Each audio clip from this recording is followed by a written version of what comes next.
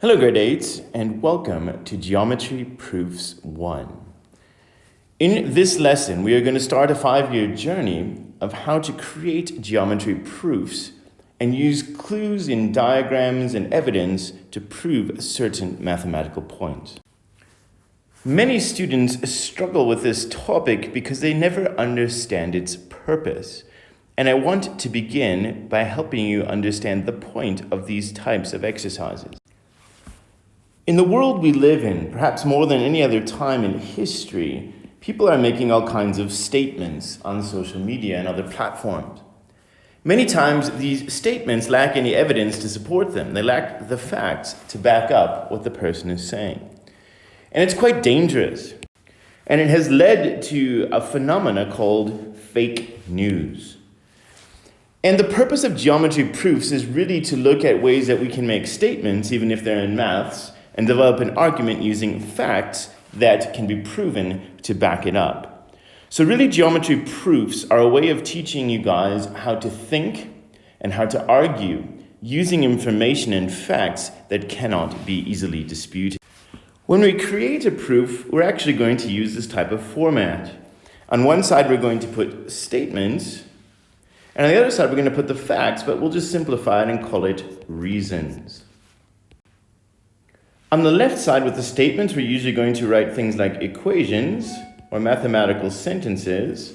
And on the other side, we're going to write geometric reasons, for example, e.g. angles of a triangle. So with this in mind, let's get started. So here we have a classic geometry proof. And a geometry proof consists of a few different things. So let's go through those now. We have given information, so these are facts that are told to us at the beginning of the story. We have a diagram, and it's important to note the diagram often doesn't have complete information. And then we have something we have to do. So in this case, we need to prove that triangle ABC is an isosceles triangle. So when you approach a proof, it's important that perhaps you start with the end in mind. Where are we going? And we need to prove that ABC is an isosceles triangle. So now we have to think a little bit backwards and then use our 4 steps to go forwards to solve this proof. So, if ABC is isosceles, it means what? There are 2 types of information that can help us to prove. Think about it for a moment. The 2 things that we need are either equal base angles or equal sides.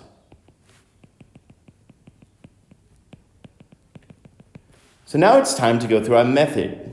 If we look at this particular diagram, is there any information that's given to us about the sides? Well, no, actually, there's no measurements and there's no notation to show us that they are the same. So in this particular problem, we know that we're not going to prove that the sides are equal. Rather, we're going to have to show that the base angles are equal. We have some angle measurements, and perhaps that can be done. So now it's time to unlock. We know that we need to prove the angles, but if we look over here, we've got a missing angle, and we're going to have to be able to unlock that using some mathematics. And if we use the mathematics, hopefully that this angle, when we work it out, it's going to be 40. But we're going to have to show that and see if that works. So we now have a plan and some ideas. Let's get down to it and see how this geometry proof business works. So let's get started. A geometry proof always has statements and reasons, which we are going to use to make the final statement that ABC is isosceles. And what you can do if you're planning out your proof is always write that reason as the very last statement, because you have to see where you are headed. So let's get started. Over on the side here, you're going to see a lot of things that I wrote. You don't need to write this every time, but it helps me to teach you to understand how to do proofs. We always are going to start at the very beginning, and I use the letters GPS to help you remember to think, where are we? What are we looking at? which part of the shape is important in this proof. And if we look carefully, we are in triangle ABC. It's that simple. So in this triangle, we are going to be discovering and learning things that will help us prove that it is isosceles. So just remember, whenever you start a proof, it's important that you say where you are. What are you looking at? It's important as well that we follow what we're doing with a colon and use correct notation. The next step that we're going to follow in nearly every case is to state what we already know, what has been given to us, the facts that have been given to us. In this problem, we were told that angle A is equal to 100 and angle B is equal to 40. How did we know this? Well, we were told this information. And in geometry, we're going to use a very precise form of English to give that reason. We're going to state as our reason that the information was given to us and written down as given information in the problem. Now we need to move on to the planning that we've done. And we talked earlier when we looked at the problem about trying to figure out the value of this angle here. And if this angle here works out to be 40 degrees, we know that ABC is isosceles. So our second statement is going to be written as an equation. If you haven't been working out the angles of a triangle using equations, now you're going to have to show that type of working out to get marks in geometry.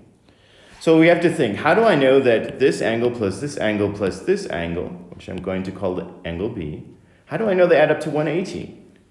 Well, we've been training for a while and I've been asking you to write it, and now these reasons become important.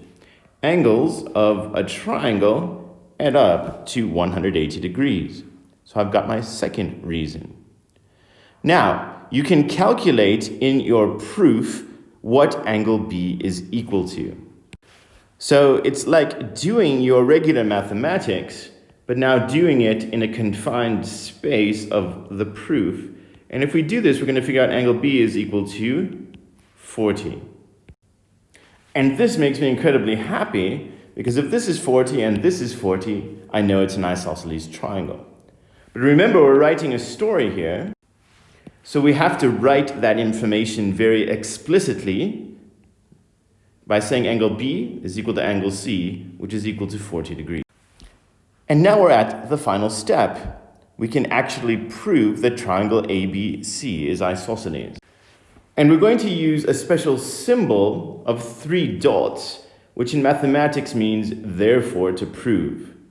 I've used it already here, showing that when we found out that B was 40, everything was 40. So we always finish off with a nice big therefore. And we've already been given the language we should use. ABC is an isosceles triangle.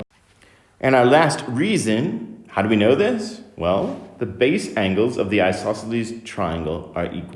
And I can write that reason in short English here. This is a very new topic, and it will take some time for it to sink in. You may need to watch this video many times to understand this, and it might take many practice sessions before it really becomes comfortable and easy to do. Please spend a lot of time on this. It is a big part of future assessments, particularly as you get into grade 10, 11, and 12. Good luck!